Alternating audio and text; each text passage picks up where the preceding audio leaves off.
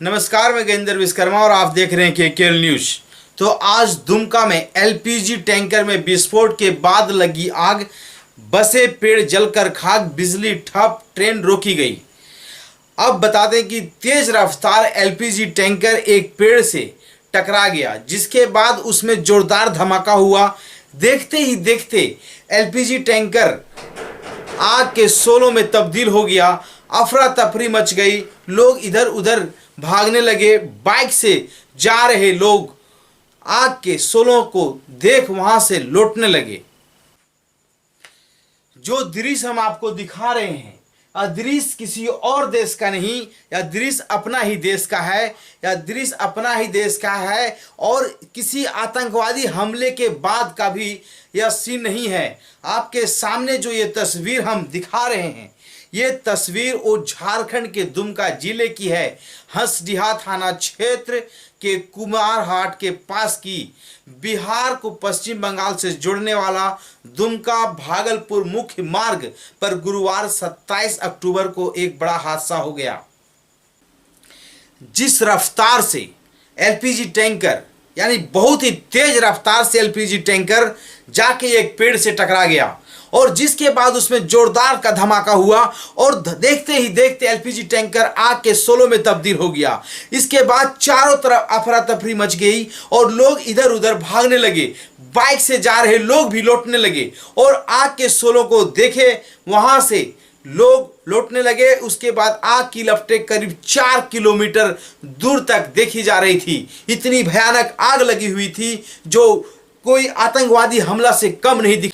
हादसे के बाद कई लोग झुलस गए, कई लोगों की हालत बहुत ही गंभीर है और एक शव भी बरामद हुआ है। बताया जा रहा है कि शव टैंकर के ड्राइवर का हो सकता है और टैंकर में विस्फोट के बाद आग की लपटें उठी, जिसकी वजह से आसपास खड़ी एक ही कंपनी के 3 बसें जलकर खाक हो गई। जिस वक्त हादसा हुआ सभी बसें खाली थी।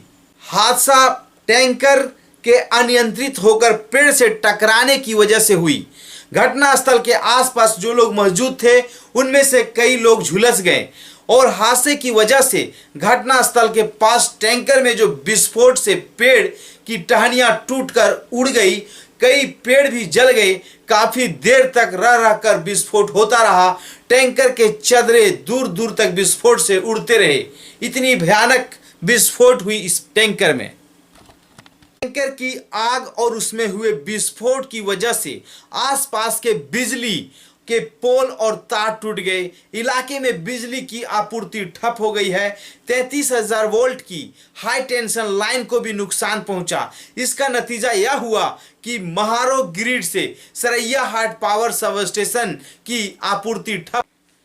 टैंकर की आग और उसमें हुए विस्फोट की वजह से आसपास के बिजली के पोल और तार टूट गए। इलाके में बिजली की आपूर्ति ठप हो गई है।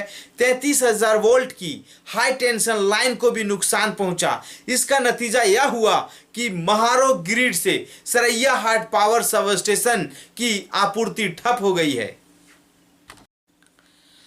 हादसा की भयावहता का अंदाजा इसी से लगाया जा सकता है कि थोड़ी देर के लिए जसीडीह से गोड़ा जाने वाली पैसेंजर ट्रेन को नोनीहाट रेलवे स्टेशन पर रोक दिया गया।